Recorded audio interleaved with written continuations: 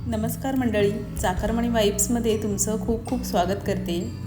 आज मी बनवते आहे ओला जवळा। एकदम झणझणीत असा ओला जवळा आज आपण बनवणार आहोत। चपाती किंवा भाकरीबरोबर खायला तर एकदमच जबरदस्त लागतो। तर इथे मी ओल्या जवळाचा एक वाटा घेतलेला आहे। एकदम सफेद असा बघून घ्यायचा आहे आणि थोडा मोठा घ्यायचा आहे। एकदमच बारीक असेल तर तो धुताना पाण्यासोबत निघून जातो। याला बेबी प्रॉन्ससुद्धा म्हणतात, म्हणजे हा कोळंबीचाच एक प्रकार आहे, पण लहान आहे। मोठी झाली की त्याला आपण कोळंबी बोलतो। तर मी हा स्वच्छ पाण्याने 3 ते 4 वेळा धुवून घेणार आहे, कारण त्यामध्ये काही माती असेल किंवा काही कचरा असेल तर तो निघून जाईल। आणि एका चाळणीवरती आपल्याला हे गाळून घ्यायचं आहे, म्हणजे त्यामधलं पूर्ण पाणी निथळून जाईल। अशी एखादी चाळण तुमच्याकडे असेल तर तुम्ही घेऊ शकता। प्लास्टिकची असेल तरीही चालेल, पण आपल्याला जवळा गाळून घ्यायचा आहे, त्यासाठी एक चाळण लागणार आहे। तर हे बघा, अशा पद्धतीने जवळ्यातलं पाणी निघून जायला मदत होते।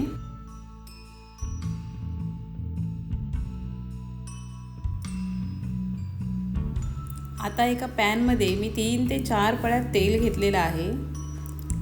तेल चांगलं गरम झालं की त्यामध्ये 7 ते 8 पाकळ्या ठेचलेला लसूण घालून घ्यायचा आहे आणि लसूण छान तेलावरती तांबूस रंग येईपर्यंत परतून घ्यायचा आहे। त्यानंतर त्यात 5 ते 6 कढीपत्त्याची पानं मी घालते आहे।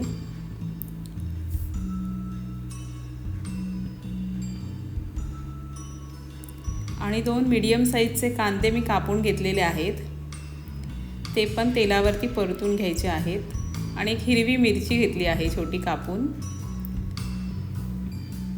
कांदा छान सोनेरी रंग येईपर्यंत परतायचा आहे आणि तो छान भाजण्यासाठी त्यामध्ये थोडंसं मीठ पण घालून घेते आहे, म्हणजे कांदा छान भाजला जाईल आणि मऊ होईल।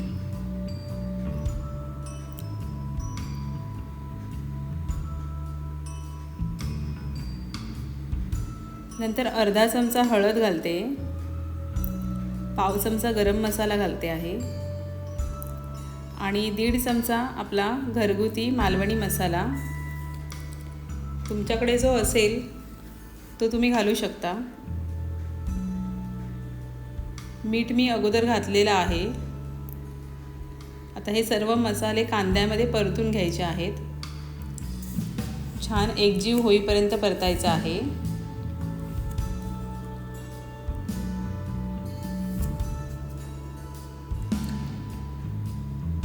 मसाले परतून झाले की आपण जो निथळत ठेवलेला जवळा आहे गाळणीमध्ये तो घालायचा आहे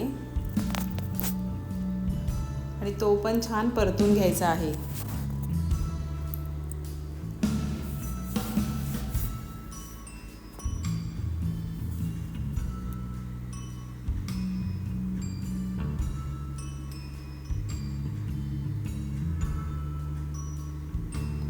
त्यानंतर त्यावर एक झाकण ठेवून 5 ते 7 मिनिटे वाफ काढून घेऊया।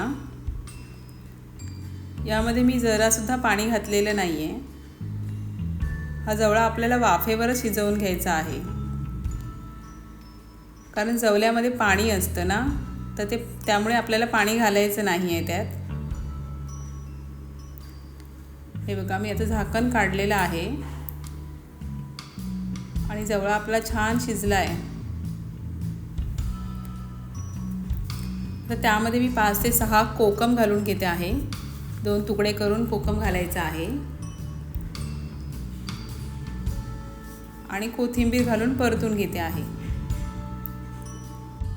तर तयार आहे आपला मस्तपैकी झणझणीत असा ओला जवळा। तर आता मी हे डिशमध्ये काढून घेते आहे। ही रेसिपी तुम्हाला कशी वाटली, आवडली तर व्हिडिओला नक्की लाईक करा, कमेंट देखील करा आणि जास्तीत जास्त शेअर करून आपल्या चॅनलला सहकार्य करा। आणि चॅनलवर जर नवीन असाल तर सबस्क्राईब पण करा। आता भेटूया पुढच्या एका नवीन व्हिडिओमध्ये, तोपर्यंत धन्यवाद।